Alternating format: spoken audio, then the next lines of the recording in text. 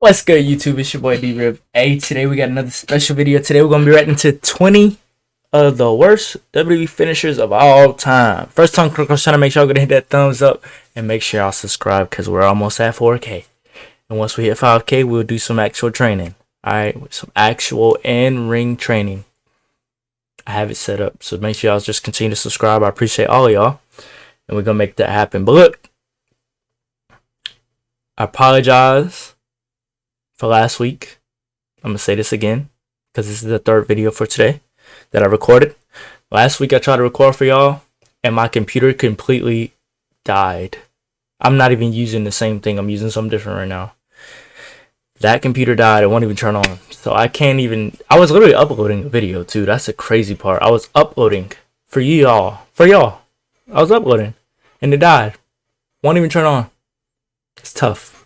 It's tough. Anyway, let's go ahead and see what these worst finishers are. Let me know what y'all think the worst finisher is. I can guarantee you a lot of these are going to be weak and make wrestling look completely fake. We all, as wrestling fans, hate when people say wrestling is fake, but I can guarantee you a lot of these finishers are going to make it look fake.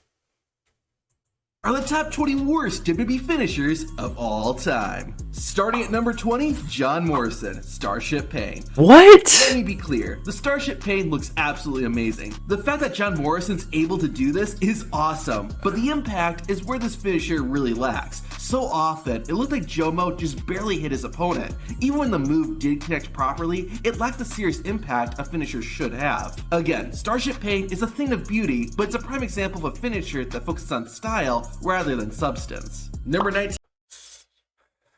Okay, I guess. The Ultimate Warrior, Warrior Splash. Now, WWE and wrestling in general were different in the 1980s. The Rocky Johnson? Still, The Rock's dad? Defense for one of the biggest stars had such a weak-looking finish. That is weak, I ain't gonna lie. Warrior's Warrior Splash just felt really underwhelming. Since Warrior's opponent was lying on the mat, they could. But that's like me as a 2-year-old running in the room with like my mom on a bed or something. That's like one of those jumps that you do when you're just jumping on your parents. It doesn't hurt that much. It doesn't. It doesn't at all. For the fact that this being a finisher, yes, this is almost a 300-pound man, so it's a little bit different. However, it's still a weak little. It's still a weak move.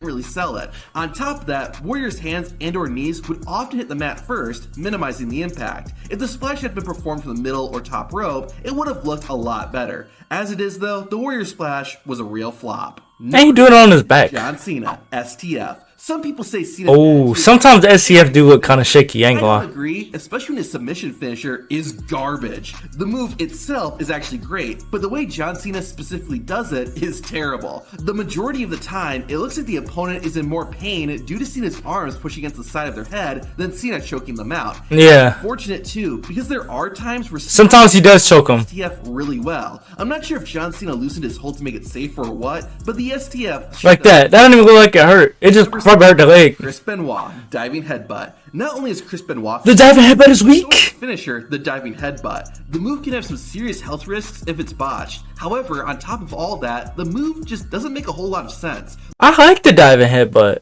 Yeah, it's bad because you know you're hurting yourself. But I like the way it looked. I like when Daniel Bryan does it too. Or Bryan Danielson, my bad. AEW guys, my bad. I like the diving headbutt. I thought it was cool because I used to like Chris Benoit growing up until, you know, he did all that stuff. But he used to be one of my favorite wrestlers growing up. So I really liked the diving headbutt. Like Starship Pain, the diving headbutt looks spectacular, but why would you hit your opponent with your head? One, that only dishes out a limited amount of damage, and second, are you going to hurt yourself as much? Oh! The diving headbutt just never made sense, and yet it's still being used to this day. Number 16, MVP, Playmaker. MVP is a cool wrestler, but his finisher was kind of dorky. Oh, he busted! But it didn't look like it really hurt MVP's opponent either. I ain't gonna lie. I'm gonna go back. I can't name a single person that they just showed.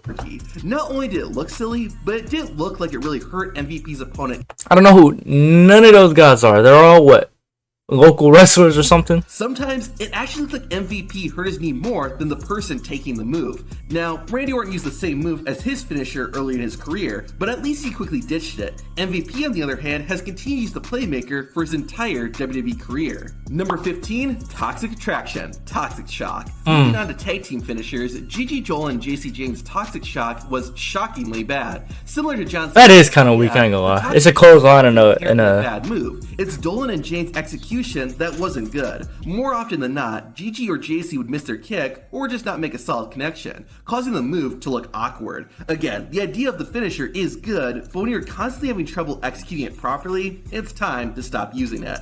Number 14, the Mountie, two-handed chokeslam. Now the two-handed chokeslam is an awesome Great Khali and Omos have made it work. Yeah, because they're tall. Both of those guys were 7 feet or taller. The Mountie, on the other hand, was just over 6 feet. That means his two-handed chokeslam didn't look nearly as impactful. Mountie's opponent— Hold on, that did look like it hurt though. Too, making the move look awkward as well. No, that— surprising. What was that? He caught any man with this finishing move. Number 13, Fantasio, underwear swipe. I've never seen this guy in my life. Who is this? I've never seen this dude. In 1995, WWE fans were introduced to Fantasio, a magician turned wrestler. As you'd expect, Fantasio had a few tricks up his sleeve. What? He finished off his opponent by pulling their underwear off and then rolling them up for the pin. I gotta be honest, this might be the most creative finishing move ever. You know, if Fantasio debuted in the Attitude Era, they would have had him do this finisher to all the women. Unfortunately, we never got to see Fantasio pull this trick on The Undertaker or anything, because he disappeared after his debut match. Number 12, Alicia. He disappeared after his day. He only had one match? Vince said, it's kind of lame. Bruh, how he only had one match? He said he disappeared after his debut. So who was he really? Hold on, bro. Let me go back to his face, bro. Who he look like? Who he look like? Who is this guy? Because I know he didn't get fired. He probably just lost the character. Who is this guy?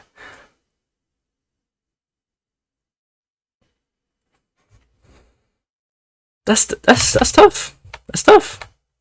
Undertaker or anything nasty. Say what you will about Alicia Fox. Alicia Fox moves a week. As a WWE wrestler. Her moves a week. More amazing when you see her finisher. Fox ended matches by doing a somersault leg drop that she called Officer Nasty. It's an impressive athletic move. Now that one actually powerful at all. The main issue was that Alicia's opponent was already on the mat, meaning they couldn't really sell. Well, why she got rain boots on?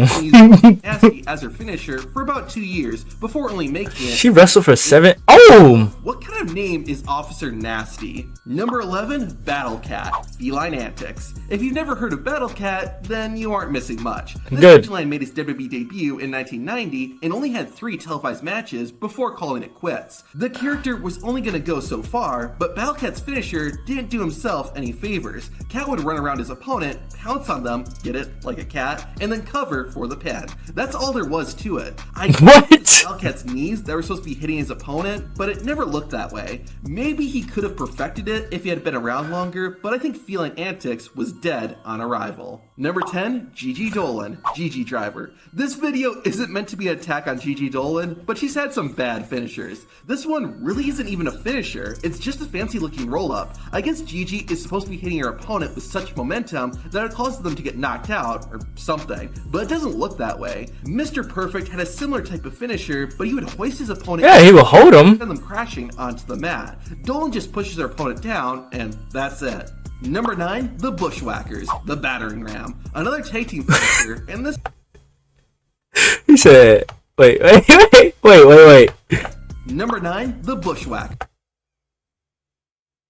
the Battering Ram. Another tag team finisher, and this one is pretty bad. One of the Bushwhackers would grab the other in a headlock and then ram them into their opponent. The attack might have been fine as a signature move, but it lacked the explosiveness needed for a finisher. It wasn't even that fun or entertaining to watch, making it underwhelming and easily forgotten. Number 8. I'm not gonna lie. This video is kind of making me mad. Because the fact that they even thought these moves would look good if they actually perfected them. The fact that they're all weak is what's making me mad. I understand you're trying to protect your partner, your opponent, whatever, because y'all, at the end of the day, it's about safety first. But these moves are the weakest, and it's getting weaker. It's getting weaker as we go up. that last one with the basically just pushing somebody into somebody. Really? That's a finisher? And then the cat dude just jumping on you? Come on, bro. This rear view, we already know what this is. Rear view. Some wrestlers use their fists, some use their feet. Naomi, on the other hand, uses her butt. I'll give it this, the rear view is different, but not a good different. The former WWE Women's Don't even hurt. Champion smacked her opponents in the face with her backside and then covered them for the 1-2-3. As a fun signature move, the rear view would have worked great, but as a finisher, it's butt ugly. Number 7, Bastion Booger. Trip to the Batcave. Ew. This is one of the sickest WWE finishers ever, and I do not mean that in a positive way. Booger would sit on his opponent with his crotch dangerously close to his opponent's mouth. Yokozuna and Rikishi had finishers where they... Oh my! I ain't gonna lie, bro. If Yokozuna jumped on me like that, bro, I'm gonna have to get the 9. I'm sorry. I'm not even gonna try to fight him. Cause I know if I try to fight Yokozuna, he get his hands on me, he just gonna lift me up like I'm a little rag doll or something. So I'm just gonna have to go. A 9 might not even work for him. I ain't gonna lie. Might have to go get that 4-5. Cause I don't know. That's a big man. That is a big man. No, ain't no way. You tell me if you would be able. You won't even be able to breathe after he jumped on you like that. To his opponent's mouth. Yokozuna and Rikishi had finishers where he's literally gonna shatter everything in everything within this. He's gonna break it. they sat on their opponent, but they landed on their opponent's torso and it looked like it hurt. Bastion Booger was so close to his opponent's face that not only did it look perverted, but it also looked like he was doing little to no damage. A disgusting finisher for a disgusting wrestler. Well, I don't really see it as I'm sorry I keep pausing it. I don't really see it as a being painful finisher. I see it as you ain't getting up. You can't get up. You can't push him off of you when he's sitting literally right here. You cannot push him off you. So it's a pin. To me, it's just a pin. It's not even a finish, it's just a pin. I guess it's a match made in heaven. No, wait, that was his Friar Ferguson gimmick. Ew! 6, Kizarny, double arm DDT. Anyone remember Kizarny? I think I've seen him before. His career only consisted of 2 televised matches, and one of them was a battle royal. As such, we only got to see his finisher once, but even that was too much. Kizarny would hook his opponent's arms and hit a DDT. It was a lot like Dean Ambrose's Dirty Deeds, but instead, Kizarny would I've seen this before. and hold his opponent's arms down to the mat. It just lacked any real excitement and just looked odd. They didn't even hit him on the mat. Number 5, Everrise, the French Connection. If this is the first time you're hearing about Everrise, I don't blame you. The team was in WWE for over 2 years, from 2019 to 2021, but never made it to the main roster. That's why I never heard of him. NXT and 205 Live. There are probably several reasons for that, but one thing they definitely need to work on was their finisher. Oh my god. Oh, that actually like it hurt though. Bad. Everrice's finishing move was called the French Connection. Nah, that actually like it hurts. That's not a bad finisher. Lift their opponent into the air and have their opponent hit either the top rope or the turnbuckle. Yes, got them the win. This just barely qualifies as an offensive move, and these guys are using it as a finisher? I know Everrise did. Bro, so what was the other move when he put the knees in his chest? That wasn't a finisher? Because that was kind of hard. That would have been a dope finisher, but just them hitting the top rope or the turnbuckle, okay, whatever. But nobody looked at this and said, hey, maybe you guys should change your finisher. Number 4, Veto, dress code. Oh my gosh. This finisher is on another level. A negative one. In 2006, Vito started appearing on SmackDown wearing a dress. This character would never fly today, but it was a different time. Anyways, definitely was. Interesting character, Vito got a new finisher, the dress code. Vito would shove his opponent's head under his dress, lock their arm, and start shaking. Most men would tap out within seconds, but can you blame them? The dress code is honestly so bad, it's almost good. Keyword being almost. Number 3, the Goon, cross-check. The Goon was one of the many bizarre characters that appeared in WWE in the mid-90s. The hockey player didn't win often. Ooh! It was always anticlimactic. The Goon's finisher saw him run to his opponent on the outside and knock them down, similar to a cross-check that real hockey players would do. Oh my gosh, what? The move looked weak, but the Goon always did it on the outside, meaning he would win by countout. Yeah, that'll do you a lot of good in a championship. Man, there is no way, bro. These dweeb looking goofs made it to the WWE. But we have people that are very skilled athletically, you know, charismatically, a lot of different things. And these are the people that were hired. He doesn't do nothing but stomp behind you and just shoulder check you in your back, giving you whiplash if he even hits you hard enough, because it didn't look like he hit him hard at all. Match. Number 2, Byron Saxton, Saxtonation. There's a reason he's no longer a wrestler. You might not remember, but before he was I remember. Byron Saxton wrestled NXT, yep. WWE debut on NXT back when it was a competition game show. Saxton ended up getting eliminated, and when you see his finisher, you can kind of tell why. Saxtonation involved Byron grabbing his opponent, motioning for a skull-crushing finale, and then psych! No matter how much WWE shook the camera, this finisher did not look good. Yeah, because it's too slow. Byron Saxton! Forward and back! And number 1, Solomon Crow, Pendulum Splash. In 2015, a wrestler named Solomon Crow debuted in NXT. He had an interesting look and appeared to have some potential. Then he hit his finisher.